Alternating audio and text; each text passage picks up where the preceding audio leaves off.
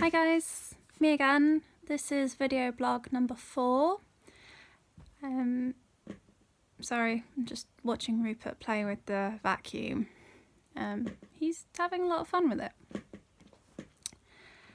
So today I want to talk to you guys about more coping mechanisms because sadly I've actually had a relapse of my depression in the past couple of weeks where I felt so awful. Didn't want to talk to anybody, didn't want to do anything. It was just really bad. My head was just playing stupid tricks on me and it was so bad. So, but I'm not going to bore you with anything else. But I'm sure you've noticed that I'm actually looking a lot more girly. A little bit of makeup, I've done my hair. I have a Rupert. Hello.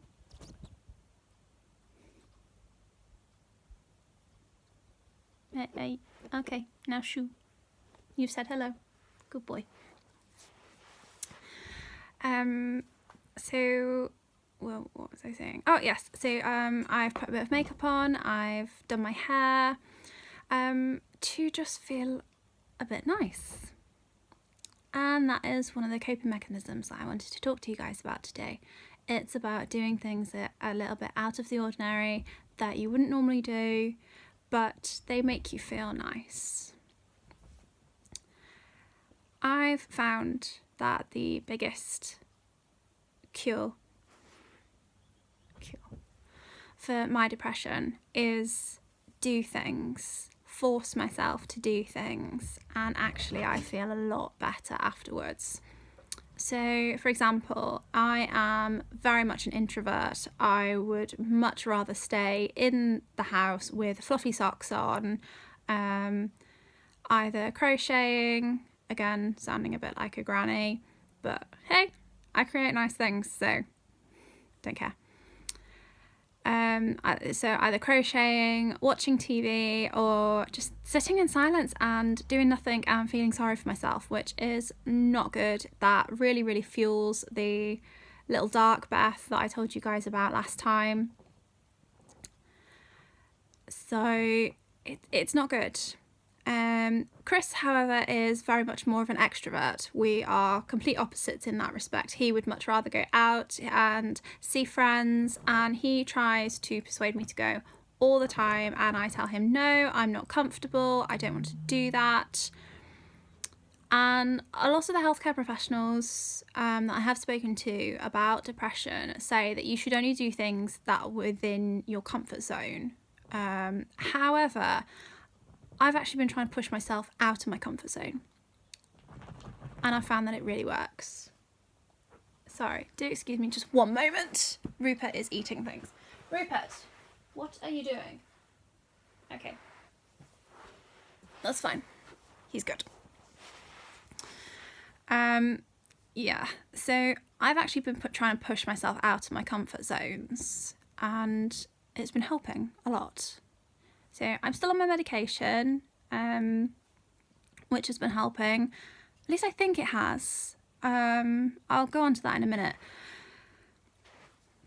But anyone who knows me will know that I was a proper tomboy, didn't really start wearing skirts until I was, at least willingly, wearing skirts till I was in year 11 in college. And then actually in college I slipped back into more of a tomboy mode. Only ever used to wear dresses because my mother forced me. Didn't wear makeup, didn't understand it, didn't get it. Very rarely did you see my hair in any other form other than that, in a nice little ponytail. But now I've started to become a lot more girly, and just enjoying being a girl. Didn't have to live up to anybody's standards, don't have to live up to any stereotype that I don't want to, and that's really cool. Today I'm feeling girlish. In a couple of weeks' time, Chris and I are running Tough Mudder. We're actually running 2 Tough Mudders, and I'm trying to convince him to come to Edinburgh with me to do a 5-kilometre Tough Mudder, but he's still on the fence about that one. So if you guys could like give him a poke in the right direction, that would be really good. But as I'm sure you guys know about Tough Mudder, or if you don't, it's a really intense obstacle course. That's it, just eat really loudly next to my video. Have you guys seen this? Look at this. This is a bunny munching right next to my video. Excellent. It's a really tough and muddy obstacle course, 10 miles, loads of obstacles, but it's great fun, great camaraderie, but there is no way in hell you can be girly and feminine on this mudder course. You get mud in places you don't want to know about, and you are washing that mud out for the next 24 hours. It's disgusting, but it's great fun, you know. But again, I don't have to live up to that stereotype. I don't have to be, Rupert, do you mind? What are you eating? You shouldn't be chewing this long.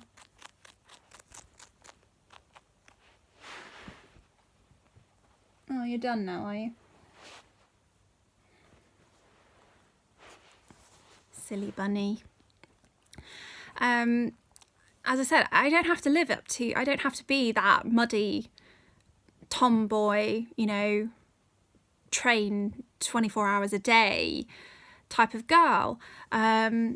I can be a feminine girl. I can be a girl who's like, just leave me alone. I want to put my fluffy socks on, my fluffy pajamas, or my penguin onesie that Chris bought me. It's awesome. I may do a video blog in the penguin onesie one day, but we will see.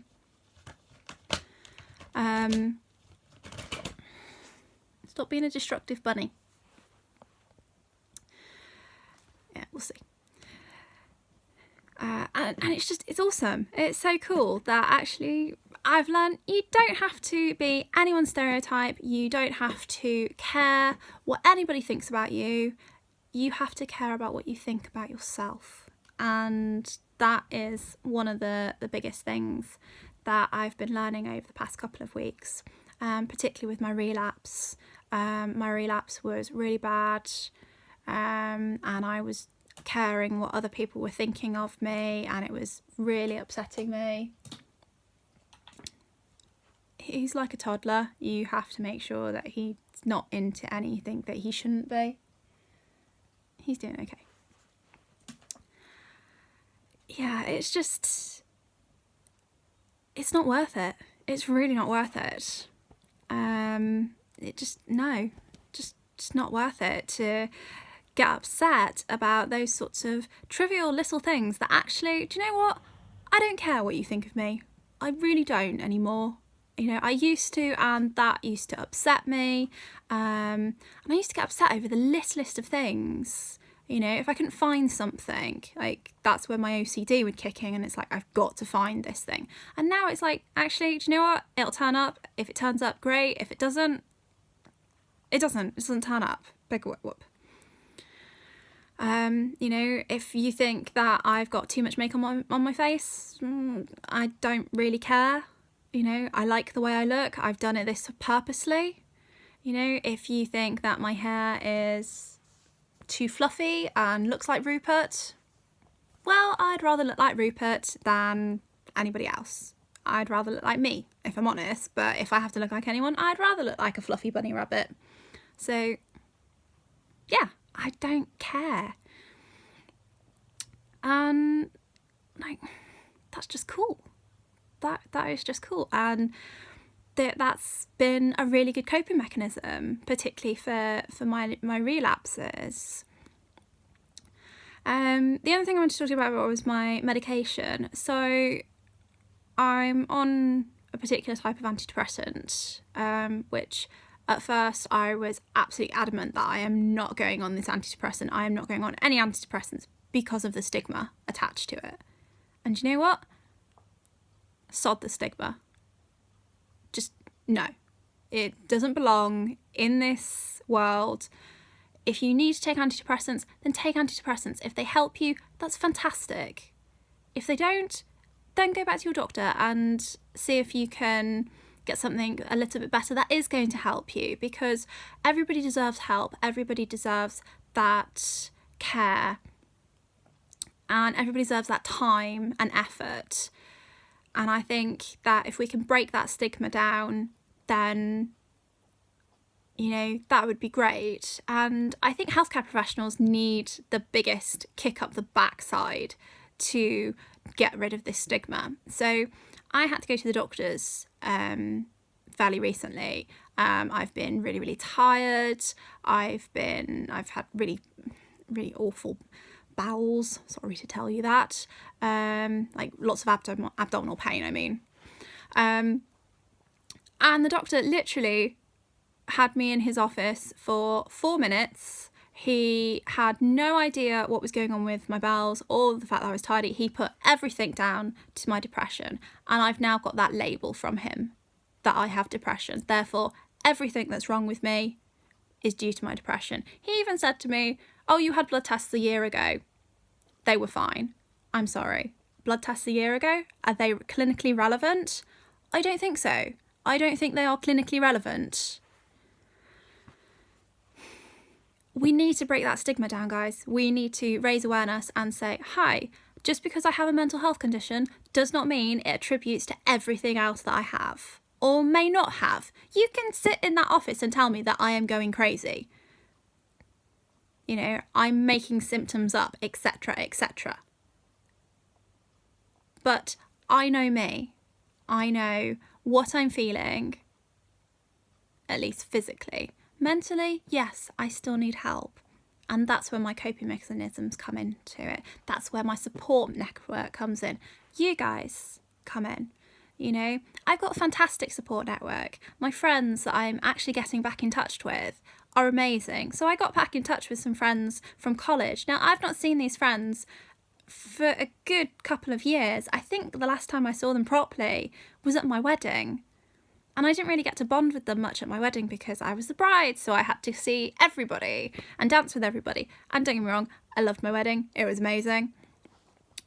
But, you know, it was nice to bond with my old friends from college who, if I'm honest, were some of the best friends that I've ever had in my life. You know, we were so close in college, and it's nice to see that after all these years, we are still able to just sit down and talk the way we were in college, and, you know, just be young and fun, you know, not have to worry about the responsibilities of life, which is one of the biggest things that I find stresses me out and causes my depression to relapse.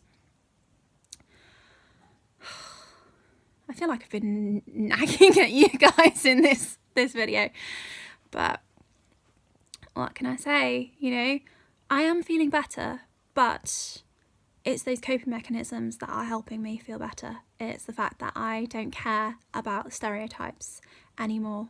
It doesn't bother me. You know, it's the fact that I shouldn't let it worry me. I shouldn't let anything worry me anymore, because that's life. Life is going to give you bad things, life is going to give you great things, and you just got to get on with it. There are going to be times where, yeah, you are going to be sad if you lose someone or your pet or you lose your job, things like that. That is important things to worry about, particularly because if you've got responsibilities, a mortgage to pay, to keep a roof over your head, children to look after, then yeah, it's okay to worry about those things. But trivial little things like what people think of you, no, not worth it. Really not worth it. If they think you're a clown, go ahead, be a clown. Look at the Weasley twins in Harry Potter. They did not care what people thought of them. And they're awesome characters, like absolutely amazing. You know, just be you. Just be yourself. Yeah, that's all I can say really. And hopefully you'll have more videos of me just being me and being myself. Because actually I'm learning that me, myself and I'm pretty awesome. If I want to blow my own trumpet. There are times where I'm really not awesome, and I'm sure my brother has got an entire book full of my ridiculous antics. and phrases and sayings. Like, my mother still says, "Oh, darling, I do miss you," when I come out with something really, really stupid. But you know what? That makes her laugh. That makes her smile and chuckle. My brother sits there going, "Oh, face palm. That is my sister," but he still loves me. So, you know, can't be all bad. But yeah, so yeah, guys, I am doing much better. But we do need to raise awareness, so much more so, particularly against healthcare professionals. They seem to be sort of the worst in labelling that person. You know, we've got some absolutely... I'm not labelling all mental health, not mental health, all healthcare professionals, because some a majority of healthcare professionals are awesome and they do an amazing job. I see it firsthand. I see how they care for people. You know, my esteemed colleagues in the mental health profession, I've seen what you guys do in A&E. Like, I have no idea what you guys do in the community. But do you know what? You guys are absolutely fantastic and amazing at looking after people like me. Yeah, just thank you so much, guys, for all that you do. But we still need to raise a lot of awareness, because people just still aren't getting it, that you can't label somebody with this condition. You just can't. It's not fair on that person. So hopefully, guys, I will be with you sort of fairly soon with another little blog, and we'll be able to raise a lot more awareness. So I'm going to start putting these videos on YouTube as well. And obviously I've got my Twitter feed and my Facebook with my hashtags of It's Okay, Stand Up and Shout, and mental health awareness. And then finally, based on my last blog and the last response that I had to my video of This Is Me, not the best rendition, I have to admit, but that is another hashtag. So hashtag This Is Me. So I'm going to sign off for this time, guys. I'm going to go and clean the kitchen. Lucky me. And me and a very flopped out Rupert, we'll say